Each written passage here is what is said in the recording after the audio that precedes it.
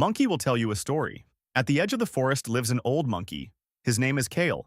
Kale is not strong, not fast, not young either. But he is the most dangerous monkey in the entire forest. Why? Because Kale never chases anything. One day, a young hunter monkey entered Kale's territory. Weapon in hand, greed in his eyes. "Today I will hunt him down," he was saying. He started chasing Kale. Kale did not run. He simply walked, slowly and calmly, in a certain direction. The young hunter followed, picked up speed. Kale kept walking slowly, turned around a forest corner. The hunter turned too. They reached a stream. Kale crossed. The hunter crossed. They climbed a hill. Kale climbed. The hunter climbed. Then Kale stopped. The surroundings were unfamiliar. Different trees, different sounds. The hunter did not know where he was, could not find the way he came. The forest felt like it was closing in. Kale turned around, smiled. "Welcome," he said, "to my territory." The young hunter had gone out that day to chase Kale and had fallen into Kale's trap. He had gone as a hunter and ended up as the prey. Because Kale knew this, the person chasing you comes to the place you determine. And the hunter who entered Kale's territory now had no choice but to play by Kale's rules. He had a weapon, but no ground. He had speed, but no direction. He had strength, but no control. Kale won without doing anything, because he was the one who set up the game. That is exactly what Law 8 is. Never chase anyone. Force them to come to you. Set the bait. Wait. And when they arrive, you have already pulled them onto your own ground. Because the one who chases loses. The one who waits wins. Robert Greene states Law 8 like this: force people to come to you, use bait if necessary. When you chase after someone, you give them the control. But if you manage to make the other side move, you hold the strings. Read that and let it sink in. The chasing side is weak, always. The pursuing side is exposed, always. And the side that moves first plays by the other side's rules, not their own. Think about a chessboard. The side that is forced to make a move is at a disadvantage, not the waiting side. The waiting side observes. The waiting side analyzes. The waiting side prepares. The waiting side builds its plan. And the prepared side wins. But most monkeys misunderstand this. Most monkeys think like this: I chase whatever I want. If I want a job, I go door to door. If I want a client, I message everyone. If I want approval, I produce content every single day. No, monkey is making a mistake here. Chasing sends a signal of desperation. Chasing lowers your value. Chasing always takes you onto the other side's ground. And when you enter someone else's ground, you have to play by their rules, not your own.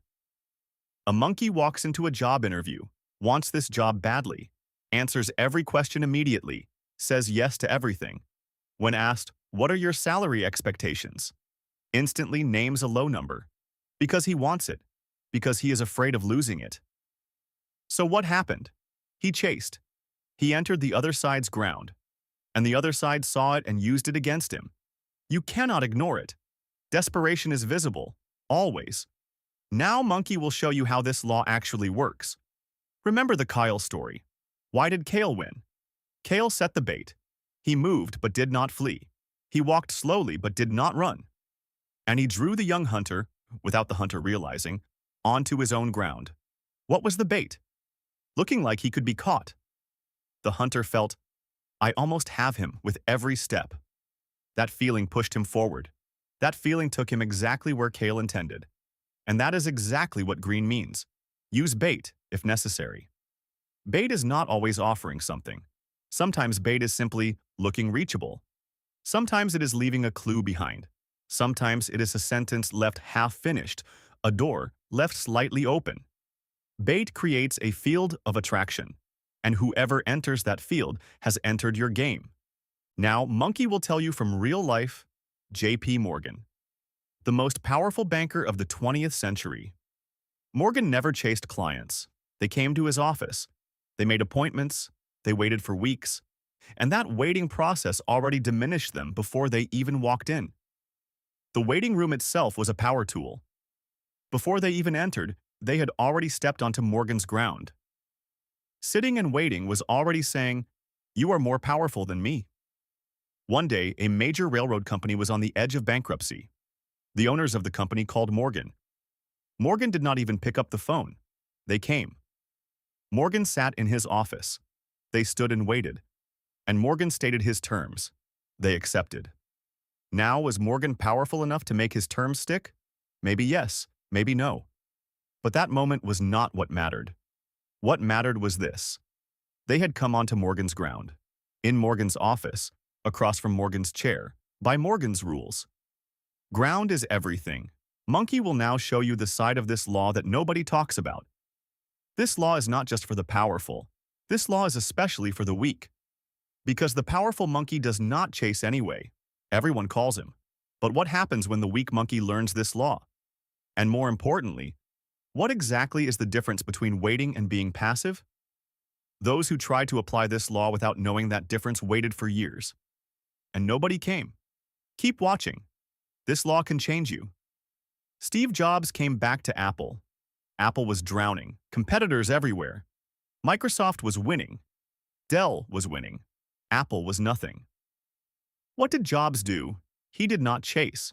He did not declare war on competitors. He did not tell customers, "Please choose us." He did not offer discounts to companies. Instead, he did one single thing. He created something people would want to come to. iMac, then iPod, then iPhone. Every product was bait. Every product was saying, "Come, look, be curious." Every product was pulling people toward Apple. And people came. They lined up at night. They pitched tents outside stores. They paid again. Apple did not chase them. Apple pulled them in. Jobs applied law 8 perfectly. He set the bait, he waited, and people came. Now think about it. Does Apple today need to chase anyone? When iPhone drops, does anyone call customers and say, "Please buy it"? No, because the right bait was set for years. The right ground was prepared for years. And now people chase Apple, not the other way around. Now Monkey will tell you another one. This time from the battlefield. Napoleon. Against the Austrian army. Napoleon was outnumbered, short on supplies, exhausted. He could have lost the battle. But Napoleon did one thing. He retreated. The Austrian army chased him, advanced rapidly. They thought Napoleon was fleeing. As they advanced, their supplies ran low. As they advanced, they grew tired. As they advanced, they stretched out. Their lines thinned, their strength scattered. Napoleon was watching all of this, calculating every step. He knew when to stop, where to turn, at what point to strike. Napoleon stopped. He turned. And he attacked the tired, scattered, stretched, thinned Austrian army straight through the middle. He split the army in two. The split army could not communicate. The army that could not communicate could not coordinate. The army that could not coordinate was defeated. He won. Napoleon did not win by appearing strong when he was weak. He won by appearing weak. By pretending to flee, he drew the other side onto his own ground. The bait was weakness. And it worked. The Austrian army chased. Napoleon waited. The one who chased lost. So why does this law work? Monkey will tell you how the brain operates. The human brain, and the monkey brain, sees whatever it chases as more valuable. In psychology, they call this reactance. When a door closes, what is behind that door looks more attractive. When something becomes hard to reach, that thing feels more valuable. A person does not want you more when you chase them. They want you more when you pull back. This is an evolutionary mechanism. In the old forest, the fruit that was easy to find was not safe. The fruit that was hard to find was valuable. The brain knows this. The brain says, easy to get equals worthless. The brain says, hard to get equals valuable. Think about it. Have you ever truly valued something you got very easily? How much did you value the thing you fought for, waited for, worked hard for? There is a difference. The brain makes a difference. Always. You can use this mechanism. Do not be available to everyone. Do not answer every question immediately. Do not accept every offer right away. Do not come easy. Because what comes easy appears worthless. And what appears worthless appears powerless. And Monkey will now ask you the question you will debate in the comments. Deliberately putting distance between yourself and others to draw them toward you. Is this an honest strategy or is it manipulation? Think about it. You do this every single day. You do not immediately reply to everyone on social media. You answer some messages after making them wait. You do not immediately say yes to every invitation. While you are doing these things, are you manipulating? Or are you simply protecting your value? Where is the line? Write your answer in the comments. Monkey will pin the best response. But first, Monkey must tell you the danger of this law. What happens when this law is applied incorrectly? You wait, you wait, you wait, and nobody comes. Because waiting is not passivity. Waiting is an active process. Kale did not just wait. He set bait. He moved. He prepared the ground. Napoleon did not just run. He calculated where to run. He knew when to turn back. Morgan did not just sit in his office. He turned the office into a symbol of power. Every detail was calculated. The waiting room, the desk arrangement, the appointment system, every single thing carried a message. The passive waiter cannot win. The active waiter wins. And this difference is everything. Monkey will tell you 3 things. First, prepare your bait. Create a reason for people to come to you. That reason can be a product, an idea, content, an opportunity. Do not wait empty-handed. Put something out there. Something people will be curious about and come to find. Jobs did this. Every product was bait. Every launch was bait. Every one more thing was bait. Kale did this. Looking catchable was the bait. Napoleon did this. Retreating was the bait. What are you putting out there?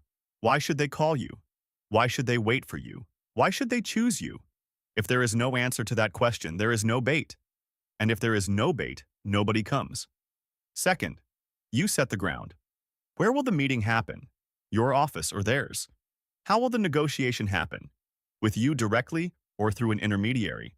How will communication happen? By phone or face-to-face? These details look unimportant, but ground is everything.